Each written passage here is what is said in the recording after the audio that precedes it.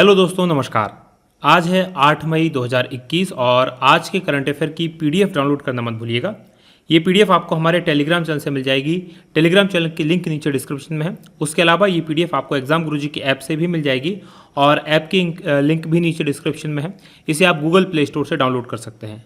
App से ही आप MPPSC pre के लिए हिंदी माध्यम के और इंग्लिश मीडियम के नोट्स बुक कर सकते हैं। अगर ये नोट्स बुक करते हैं तो ये टेस्ट सीरीज आपको फ्री मिलेगी। उसके अलावा मध्य प्रदेश की सबसे बड़ी टेस्ट सीरीज है।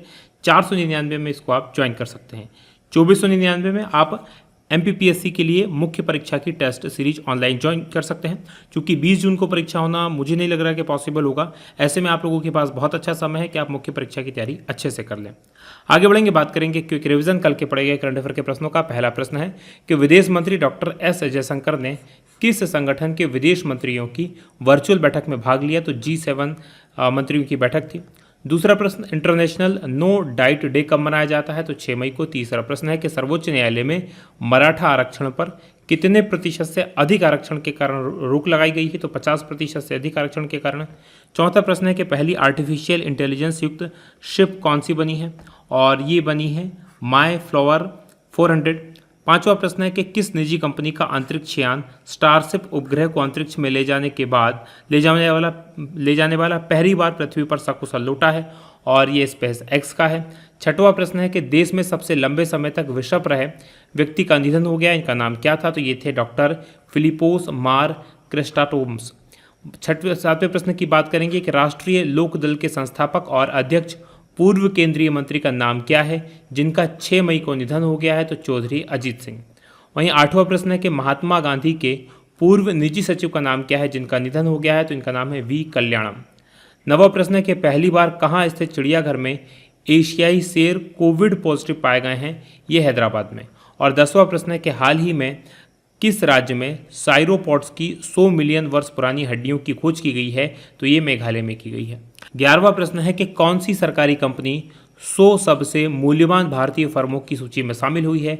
तो ये सेल है, steel authority of India limited. 12वां प्रश्न है कि यूनेस्को विश्व प्रेस स्वतंत्रता पुरस्कार 2021 सम्मान किसे दिया गया है? तो ये मारिया रेसा है। 13वां प्रश्न है कि भारतीय सेना ने कहाँ पहला सोलर प्लांट लॉन्च किया है? तो ये सिक्किम में। और 14वां प्रश्न है कि किस राज्य में गोपबंधु संबंधिका स्वास्थ्य बीमा योजना की घोषणा की गई है? तो उड़ीसा में। और 15वां प्रश्न है कि पार्कर सोलार प्रोब को किस ग्रह से रेडियो संकेत प्राप्त हुए हैं? और ये शुक्र से प्राप्त हुए हैं। तो ये तो थे हमारे कल के पढ़े गए करंट अफेयर के प्रश्नों का क्विक रिवीजन। आगे बढ़ेंगे, आज के प्रश्नों की बात करेंगे। आज के करंट अफेयर का पहला प्रश्न कि किस कंपनी ने यूसीओ यानी कि यूज्ड कुकिंग ऑयल, यानी वो ऑयल खाना बनाने के लिए जिसके लिए यूज़ कर लिया जाता है, तो उस पर आधारित बायोडीजल मिश्रित डीजल की आपूर्ति शुरू की है? तो किस कंपनी ने ये शुरू की है? तो ये शुरू की गई है इंडियन ऑयल के द्वारा, यानी कि सी ऑप्शन प्रश्न का सही उत्तर है। अब डिटेल देख लीजिए इसकी क्या है। तो जो भारत सरकार का पेट्रोलियम और प्राकृतिक गैस और इस्पात मंत्रालय है, जिसके मंत्री धर्मेंद्र प्रधान हैं, इन्होंने इंडियन ऑयल के टिकरी कला टर्मिनल जो कि दिल्ली में है, वहाँ पर IOI इंडियन ऑयल के योजना के तहत यूसीओ मतलब यूज्ड कुकिंग ऑयल पर आधारित एक बायोडीजल मिश्र डीजल की पहली आपूर्ति की है। और ये बायोडीजल क्या होता है? तो ये एक वैकल्पिक यानी कि जो सामान्य डीजल होता है उससे थोड़ा सा अलग होता है और ये परंपरागत रूप से जो फॉसिल डीजल की तरह ही होता है।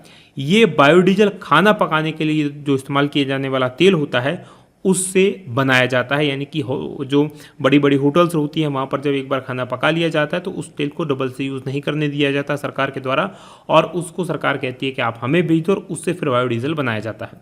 सरकार ने जो यूसीओ यानी कि यूज्ड कुकिंग ऑयल पर आधारित बायोडीजल बनाने की पहल है, इसकी शुरुआत कर दी थी 10 अगस्त 2019 को विश्व जैव ईंधन दिवस पर।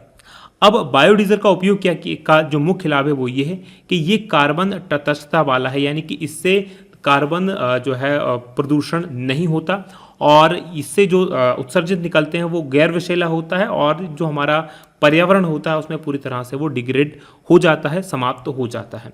जबकि जो पेट्रोलियम पदार्थ होते हैं जो कि जीवाश्म पेट्रोलियम होता है उसके साथ ऐसा नहीं होता। अच्छा, एक और चीज़ आप इसके बारे में याद रखेंगे कि ये जो सामान्य पेट्रोलियम है इसकी 7% मात्रा मिलाने की बात की गई है। आगे बढ़ेंगे, बात करेंगे दूसरे प्रश्न की कि हाल ही में चीन ने किस देश के साथ सभी व्यापारिक समझौतों को पर रोक लगा दी है, और ये रोक लगाई है ऑस्ट्रेलिया पर, यानी कि ए ऑप्शन प्रश्न का सही उत्तर है। डिटेल देख लीजिए क्या है। तो चाइना ने ऑस्ट्रेलिया के साथ महत्वपूर्ण जो आर्थिक बातचीत थी उसको अब अनिश्चित काल तक के लिए स्थगित कर दिया है। दोनों देशों के रिश्ते अब तनावपूर्ण हैं।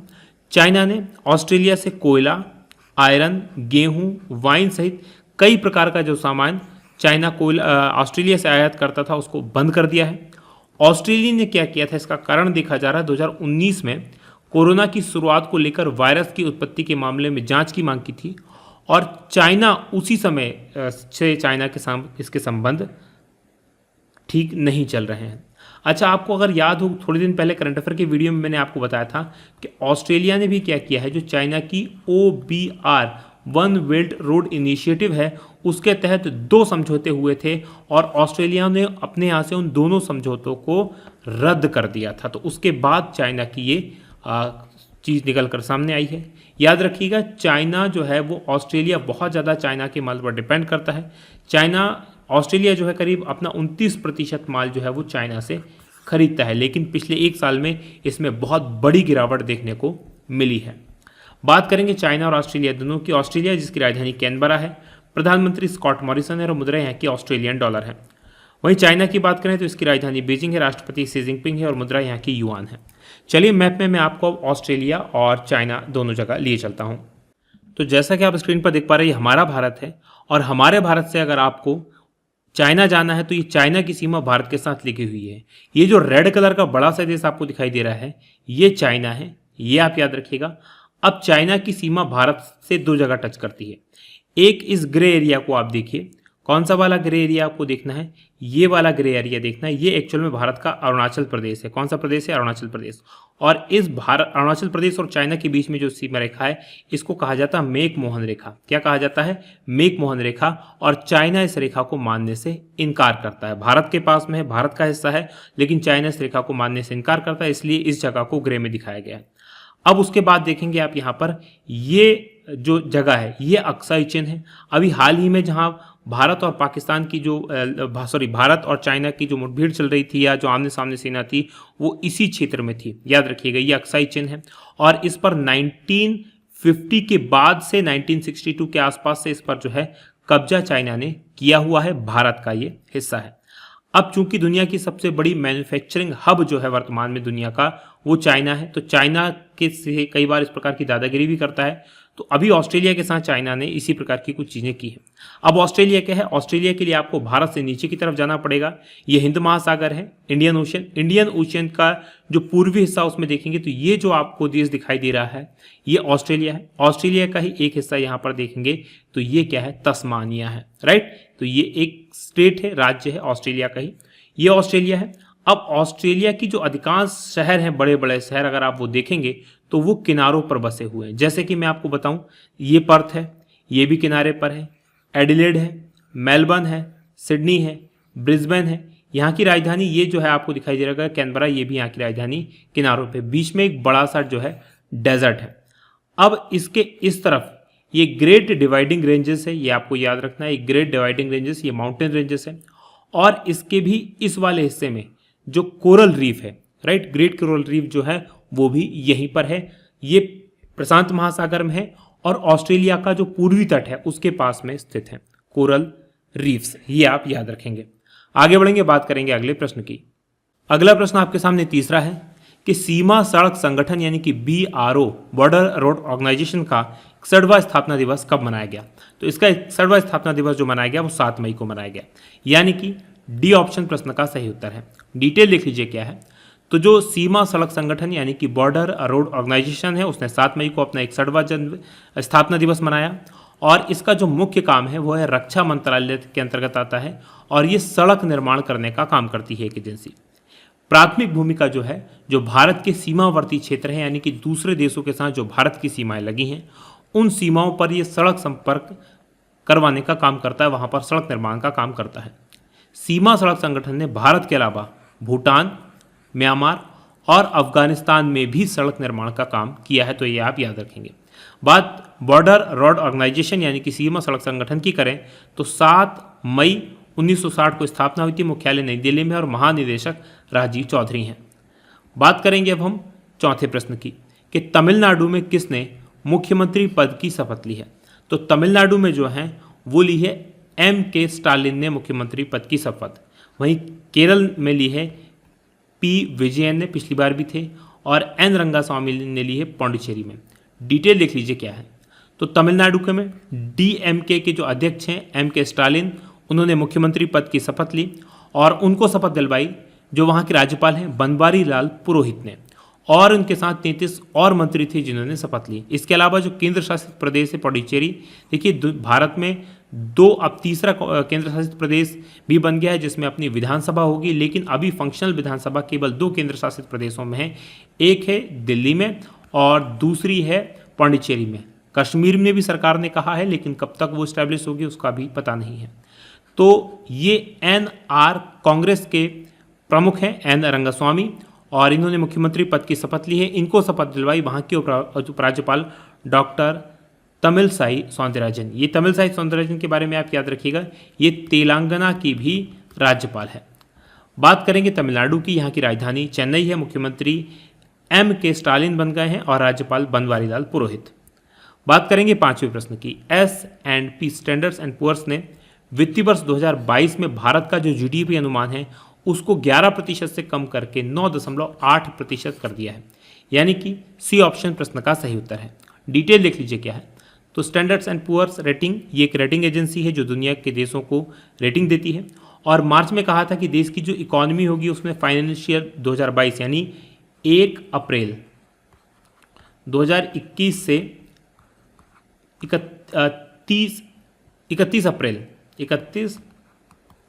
अप्रैल 2022 तक का जो फाइनेंशियल ईयर होगा इसमें 11% की बढ़ोतरी होगी। लेकिन जो कोरोना की दूसरी लहर आई है उसके कारण अब अनुमान लगाया है कि 9.8% का अनुमान होगा। इसी प्रकार का अनुमान कम फिच ने भी किया है। ये भी एक रेटिंग एजेंसी है और फिच ने 9.5% का अनुमान फाइनेंशियल ईयर 2022 के लिए किया है। S&P का कहना है कि कोरोना के कारण जो स्थिति है अगर ये और भयावह होती हैं तो ये और ग्रोथ रेट जो गिर के हो जाएगी वो 8.2% तक हो जाएगी।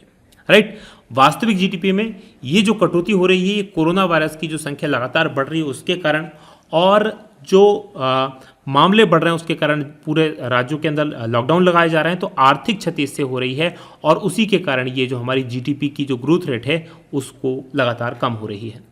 बात करेंगे छठवें प्रश्न की कि उर्दू समीक्षक, लेखक और कवि का नाम क्या था जिनका हाल ही में निधन हो गया है, और इनका नाम था शमीम हनफी, यानी कि ए ऑप्शन प्रश्न का सही उत्तर है। डिटेल देख लीजिए क्या है। तो काफ़ी एज्ड थे, 82 वर्ष इनकी आयु थी, उर्दू के समीक्षक थे, लेखक थे और कवि प्रोफेसर थे। शमीम हनफी 7 मई को दिल्ली में निधन हो गया, 82 वर्ष इनकी आयु थी। ये भी कोरोना से जूझ रहे थे, कोविड से परेशान थे। जामिया मिलिया इस्लामिया से ये प्रोफेसर इमेरिट्स रहे, और शमीम हनफी उर्दू साहित्य में आधुनिकतावादी आंदोलन के समर्थक रहे हैं। उनने बच्चों के लिए भी साहित्यिक आलोचना, नाटक और पुस्तकें लिखी हैं। अबुल कलाम आज़ाद की पुस्तक इंडिया विंस फ्रीडम का अनुवाद भी इनके द्वारा किया गया है। बात करेंगे 7वें प्रश्न की कि वरिष्ठ पत्रकार का नाम क्या है जिनका 7 मई को निधन हो गया है, और इनका नाम है शेष नारायण सिंह, यानी कि C ऑप्शन प्रश्न का सही उत्तर है। डिटेल देख लीजिए क्या है। तो वरिष्ठ पत्रकार शेष नारायण सिंह जी, इनका 7 मई को निधन हुआ और वे जो थे वो कोरोना वायरस से संक्रमित थे। मूल रूप से ये उत्तर प्रदेश में रहने वाले थे, उत्तर प्रदेश में भी सुल्तानपुर के, और पिछले 3 दशक यानी कि लगभग 30 साल से अधिक समय से ये पत्रकारिता कर रहे हैं, और वर्तमान में विदेश बंधु अखबार में पॉलिटिकल एडिटर थे। बात करेंगे 8वें प्रश्न की कि कैबिनेट ने किस बैंक के रणनीतिक विनिवेश को मंजूरी दी है। रणनीतिक विनिवेश क्या होता है? एक विशेष सुनियोजित तरीके से उस कंपनी से अपना पैसा निकाल लेना, यानी उसके शेयर्स या उसकी हिस्सेदारी बेचना। तो ये किया है IDBI से, यानी कि डी ऑप्शन प्रश्न का सही उत्तर है। डिटेल देख लीजिए क्या है। तो आर्थिक मामलों की जो एक समिति है, मंत्रिमंडलीय समिति, जिसको CCEA कहा जाता है, इसने IDBI बैंक लिमिटेड के प्रबंधन नियंत्रण के हस्तांतरण के साथ साथ रणनीतिक विनिवेश के सैद्धांतिक मंजूरी दे दी है। यानी कि अब IDBI का जो प्रबंधन होगा, मैनेजमेंट होगा, अभी तक सरकार देखती थी, अब इसको सरकार नहीं देखेगी बल्कि निजी कंपनी देखेगी, और इसके साथ साथ यहाँ का रणनीतिक विनिवेश यानी भारत सरकार ने जो इसमें पूंजी लगा रखी है उसको कैसे कम किया जाए और अपना पैसा वापस कैसे निकाला जाए। इसमें कहा गया है कि जो भारतीय रिजर्व बैंक के साथ विचार विमर्श करते किया जाएगा कि इस बैंक में केंद्र और LIC की कितनी प्रतिशत हिस्सेदारी बेची जाएगी। याद रखिएगा, जो IDBI बैंक है उसमें केंद्र सरकार और भारतीय जीवन बीमा निगम यानी LIC की कुल जो हिस्सेदारी है 94% से ज़्यादा है और LIC के पास बैंक के करीब 49.21% शेयर अभी भी हैं। तो सरकार के पास और LIC के पास इसकी हिस्सेदारी है। बात करेंगे 90वें प्रश्न की कि क्लाइमेट चेंज ट्रैकर, इसकी एक रिपोर्ट जारी हुई है। इसके अनुसार ग्लोबल वार्मिंग के कारण 2100 तक पहुँचते पहुँचते जो तापमान होगा वो करीब 2.4 डिग्री सेल्सियस तक बढ़ जाएगा, यानी कि बी ऑप्शन प्रश्न का सही उत्तर है। डिटेल देख लीजिए क्या है। तो क्लाइमेट एक्शन ट्रैकर इसने दुनिया में US क्लाइमेट समिट के प्रभाव की गणना करते हुए एक वीडियो जारी किया था, राइट, एक रिपोर्ट जारी की थी, वीडियो ने। इस रिपोर्ट के मुताबिक शिखर सम्मेलन के महत्वाकांक्षी जो जलवायु लक्ष्य हैं उनको लागू करने के बाद भी जो पूर्व औद्योगिकीकरण से यानी पहले का जो स्तर था उसकी भी तुलना में वैश्विक तापमान में 2021 तक 2.4% की डिग्री की सेल्सियस की वृद्धि होगी। और इस रिपोर्ट में 36 देशों की नीतियां और उनकी जलवायु प्रतिज्ञाओं को ट्रैक किया गया है और यूरोपीय संघ जो है, यूरोपीय संघ के साथ 36 देशों का कार्बन उत्सर्जन जो है 80%, यानी दुनिया के केवल 36% देश दुनिया की 80% कार्बन का उत्सर्जन करते हैं। बात करेंगे 10वें प्रश्न की कि हाल ही में किस पहलवान ने फ्री स्टाइल कुश्ती में ओलंपिक के लिए क्वालिफाई किया है, और ये क्वालिफाई किया गया है सुमित मलिक के द्वारा, यानी कि डी ऑप्शन प्रश्न का सही उत्तर है। डिटेल देख लीजिए क्या है। तो भारत के जो फ्री स्टाइल कुश्ती के पहलवान हैं सुमित, उन्होंने 150 किलोग्राम वर्ग में टोक्यो ओलंपिक के लिए कोटा हासिल कर लिया है और ये ओलंपिक नोटिफिकेशन का आखिरी दिन था और विश्व ओलंपिक गेम्स क्वालिफाइंग टूर्नामेंट का आयोजन बुल्गारिया के सोफिया में हो रहा है, ये आपको याद रखना है, राइट। यानी कि यहाँ से जो पास होंगे वो ओलंपिक्स में खेलेंगे। जो सुमित हैं, सुमित ने वेनेजुएला के डेनियल डिजाज को 5-0 से हराया और जो खिताबी मुकाबला अभी होना बाकी है उसमें इनका सामना रूस के सर्गेई कोजिरेव से होगा। ये था आज का हमारा पूरा वीडियो। अब बात करेंगे कल के सवाल की। कल मैंने आपसे प्रश्न पूछा था कि सर्वश्रेष्ठ अभिनेता का दादा साहब फाल्के पुरस्कार 2021 किसे प्रदान किया गया है, और इस प्रश्न का सही उत्तर है अक्षय कुमार, यानी कि सी ऑप्शन प्रश्न का सही उत्तर है। अब आज के सवाल की तरफ बढ़ जाते हैं। आज का हमारा सवाल है कि जो राष्ट्रीय मानवाधिकार आयोग यानी NHRC, इसके कार्यकारी अध्यक्ष के रूप में किसे नियुक्त किया गया है, तो कमेंट करके बताइएगा कि कौन इसके कार्यकारी अध्यक्ष बने हैं। ये वीडियो कैसा लगा बताना मत भूलिएगा। आज की बात करेंगे यहीं समाप्त। आप लोगों का बहुत बहुत धन्यवाद। जय हिंद, जय भारत।